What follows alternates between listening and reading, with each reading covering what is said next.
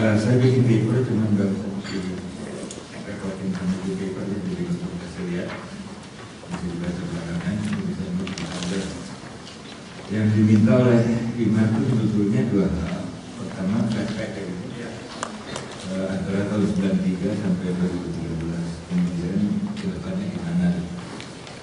Nah, yang pertama, saya rasa ada dua hal yang harus kita catat dari periode 93 sampai 2013. Yang pertama, bad news-nya adalah bahwa Indonesia menjadi korban dan pelaku perubahan iklim. Korban jelas ya, dari 2012 kita melihat kalau cuaca sudah tidak berketerusan lagi, dengan kerugian-kerugian yang kita alami di bidang pertanian, industri, transportasi, dan seterusnya. Kemudian sea level rise itu juga sudah menjadi kenyataan. Jakarta itu selalu mengalami banjir besar kalau ada tiga hal yang bersamaan terjadi. Pertama, sea level rise itu sedang terjadi terus menerus. Kedua, sedang pasang. Ketiga, hujan di Jabodetabek. Ditambah lagi bahwa ada penurunan permukaan tanah. Ada variabel tetap, ada variabel yang tidak tetap. Kalau semuanya beraksi dalam saat yang bersamaan, Jakarta pasti banjir siapapun gubernurnya. Yang kedua yang terjadi adalah selain dia menjadi korban dan penyebab pada kurun waktu itu Indonesia mulai tahun 2007 ketika kita menjadi tuan rumah konferensi internasional PBB tentang perubahan iklim, sudah mulai memperlihatkan sinyal yang samar-samar bahwa kita punya potensi leadership dalam mitigasi perubahan iklim sama-sama.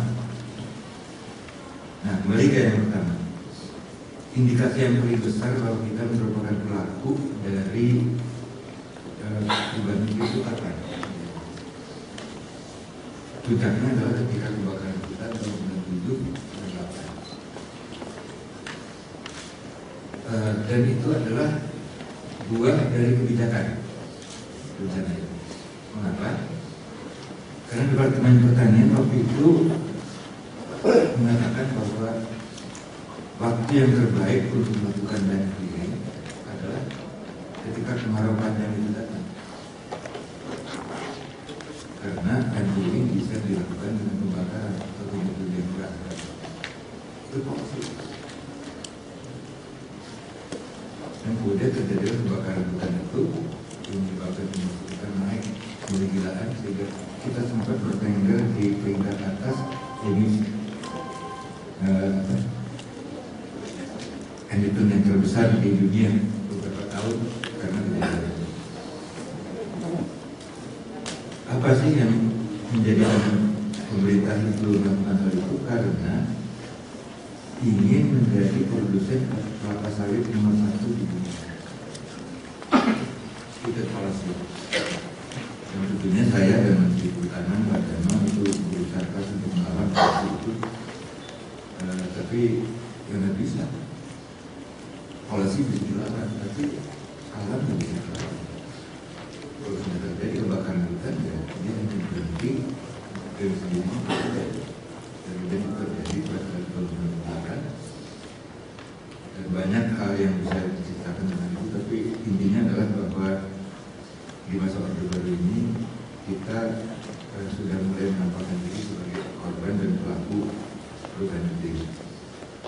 Nah, kemudian antara tahun 98 sampai 2001 begitu ya, nantinya sampai karena kita lebih sibuk sekali dengan diri sendiri, berubah-ubah format politik kita, berubah-ubah kebijakan kita, menafikan apa saja yang sudah dilakukan waktu yang lalu, termasuk hal-hal yang baik tentunya. Jadi periode pencarian identitas itu sedang berlangsung antara tahun 98 sampai 2007. Kemudian kita menjadi tuan rumah dari Exchange Conference di Bali, dan disitulah secara sama-sama kemudian gas itu mulai menjadi isu, dan kemudian isu itu makin lama makin menguat. Nah, kemudian tahun 2009 bahkan kemudian Pak SBY mencanangkan di Pittsburgh dalam pertemuan G20 bahwa Indonesia berkomitmen melakukan reduksi emisi 26% dengan kekuatan sendiri dan 46% dengan kerjasama internasional pada tahun 2020 dengan membanding skenario bisnis as usual. Pernyataan ini menarik ya, bukan kenapa-apa. Dan dasar persentasenya yang diumumkan itu nggak jelas. Dari mana dia dapat 25% sama 40%? Jadi menariknya itu karena itu. Sampai sekarang pun kalau masih minat, itu yang ditanya. Sebab ini ya, kalau kita nyebut angka 26% dan 46%, 41%, berguna ya? 41 ya? Itu pasti ada hitungan di dalamnya, karena angka itu adalah angka yang penuh dengan kesengajaan. Kalau memang angkanya angka yang sembarangan, biasanya itu adalah angka rahmat, 45 gitu.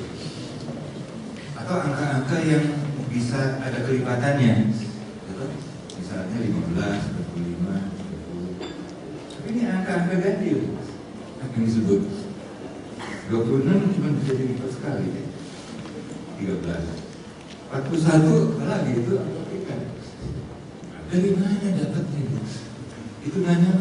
Nggak pernah dijelaskan sekarang. Nah jadi mungkin ini termasuk ini ada jaga ini. Memang ini komitmen kerjanya itu tidak berarti komitmen dari dulu. Begitu ya. Ya itu dulu. Nah tidak hanya statement itu, tapi juga ada beberapa tindak lanjut, misalnya sudah dibentuk Dewan Nasional Perubahan Iklim, kemudian ada kelompok kerja strategi nasional REDPLAS di UKP 4, kemudian juga ada menetapkan 3 provinsi sebagai percontohan REDPLAS. Nah sekarang sudah tahun 2013, menurut saya sementara ini ya sampai di sini aja. What next?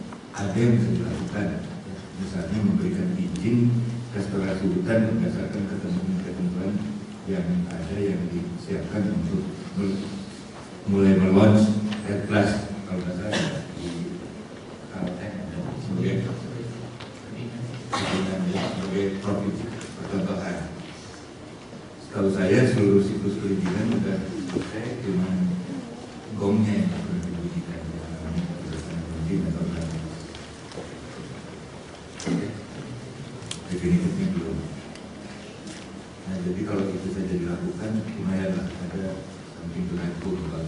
Sekarang belum. Nah kedepannya gimana? Pertama saya rasa saya siap ya, setuju dengan Pak Menteri bahwa pemilihan REDPLAS sebagai cornerstone atau juru yang paling strategis bagi negara itu memang harus kita lakukan, karena memang profil sumber daya alam kita mengharuskan kita melakukan itu kalau kita ingin melakukan pembangunan. Dan di situ kita mempunyai keunggulan tertentu ya, yang kalau kita pintar, kita betul-betul bisa menjadi competitive advantage bagi kita. Yang itu pun tidak akan dipunyai oleh misalnya kelapa sawit, karena begitu negara-negara Afrika itu mulai berkelahi dan nanam kelapa sawit, posisi kita menjadi sangat relatif dan rentan tadi. Plus kemudian juga hal-hal yang sifatnya politik yang negatif yang disebabkan oleh hadirnya komoditas itu. Terus kalau kita pintar, apa yang sekarang masih menjadi competitive advantage bisa kita jadikan competitive advantage karena sifat sumber daya alam kita memungkinkannya kalau kita mempunyai kecerdasan begitu. Yang kemudian yang kedua adalah bahwa untuk waktu yang sangat lama saya pikir kita tidak bisa mengharapkan negara menjadi tuan rumah dari red plus, karena negara ini masih banyak soalnya yang beberapa di antaranya tadi dikemukakan oleh Pak Laude Syarif, misalnya komplikasi hukum dan governance, misalnya legal and political consensus yang tidak kunjung bisa dicapai dalam waktu yang cepat ya. Nah, jadi apa yang harus dilakukan? Ya kerja aja gitu. Pertama, persepsi dan perspektif tentang red ini yang harus kita tidak intinya kita tanamkan. Pak Bima bilang tadi, kalau memang sesuatu itu betul, sesuatu harus yang betul itu harus diberitakan terus-menerus. Jadi mesti kumpul kita terus saja. Cuman kalau orang di rumah kumpul itu ada penyakitnya, suka ngumpulin orang sama sepaham aja gitu. Jadi preaching to converted, itu janganlah gitu. Kita outreach kita harus lebih bagus dari itu, karena diantaranya banyak juga orang yang bingung dan pengen cari pencerahan tapi tidak kurungnya. Jadi kita cuma kumpul teman-teman kita dari dulu ya. Pak Laude Syarif sudah bilang begitu tadi. Kemudian juga harus punya showcase. Siapa yang duluan bisa, oke. Karena negara ini posisinya kan sekarang sudah relatif, ya, struktur kekuasaan itu sudah berubah, baik dengan kekuatan sendiri maupun karena adanya teknologi informasi. Jadi hal itu yang harus kita lihat sebagai peluang, sehingga pada gilirannya maupun negara bisa ikut kita. Dan memang kita negara demokrasi, jadi kita harus ikut orang banyak. Nah, kita harus dulu persepsi orang banyak itu. Nah, kalau negara masih diharapkan untuk menjadi pelaku utama, nah ada syaratnya, ada beratnya. Mesti dipilih presiden yang menjadi antitesis dari yang sekarang. Ada ya, tegas, sederhana, bersih, dan nggak usah terlalu tinggi. Kalau dapat orangnya, dia akan bisa berbuat banyak. Karena apa? Bukan karena struktur kekuasaannya itu koheren, bukan. Karena dia akan mampu menggerakkan hati dan pikiran orang banyak juga. Nah, jadi tetap aja nantinya kita akan mengalami konflik hukum dan governance, tetap mengalami lambatnya legal dan political consensus. Tetapi ada plusnya kalau kepemimpinan negara ini bagus kualitasnya, bahwa kemampuan mobilisasi ya, untuk melakukan hal-hal yang baik ini menjadi sangat menonjol dan mulai harus diperhitungkan. Kemudian bagaimana dengan forum-forum multilateral? Gak akan jadi apa-apa ya. Karena kunci daripada red plus itu bukan di tangan mereka. Mereka akan bikin resolusi-resolusi yang bagus dalam bahasa Inggrisnya PBB yang sulit dimengerti itu. Tapi that's all. Ini bukan soal yang harus dipecahkan oleh FAO, oleh UNEP, oleh apapun juga. Ini adalah soal kita sebagai warga dunia ini. Kita mengapakan kita berpikir. Dan kita tidak bisa menitipkan ini pada pihak lain. Cukup-cukup bisa menitipkan ke negara kalau negara sudah menyelesaikan problem dengan diri sendiri. Kalau enggak, kita harus selalu berbuat sesuatu dari itu. Dan kita pun sekarang sudah melihat bahwa berbagai perundingan dan deal-making dan kerjasama itu sudah terjadi antara berbagai pelaku ya. Ada yang merupakan unsur civil society, ada yang dari dunia sains dan teknologi, ada orang-orang pemerintah dan dunia bisnis. Itu yang sedang merumuskan pola-pola kerjasama dalam rangka red plus. Ini lagi kejadian di mana-mana. In spite of the government, in spite of opposition, kejadian. Dan satu waktu ini akan muncul keluar sebagai suatu entitas yang sangat-sangat berpengaruh. Nah, jadi perbedaannya zaman dulu dengan yang nanti adalah bahwa kelihatannya di meningkatkan potensi Indonesia sebagai pelaku realitas itu akan menguat, tidak usah karena ada perubahan kualitas penyelenggaraan negara. Betul itu juga terjadi, kuat lagi trennya, tetapi karena para pemain di bidang ekonomi ini makin banyak kuat dan makin bisa memperlihatkan dirinya dalam berbagai bentuk.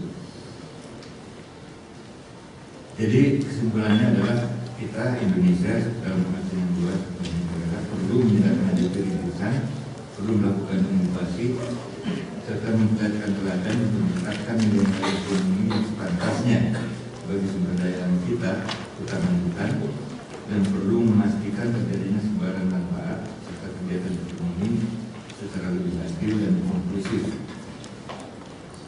Dan dengan demikian menjadikan ekonomi hijau menjadi karakter ekonomi Indonesia sesuai dengan karakter sumber daya alam itu. Dan kalau itu bisa dilakukan, maka kita akan punya competitive advantage di tanah. Nah, jangan kaget kalau sebentar lagi orang akan ngomong tentang blue economy, karena ada approach baru dalam ekonomi lingkungan, dan approach baru itu tidak ingin menggunakan istilah green economy, tapi kita nggak usah pusing lah Pak, kita dengar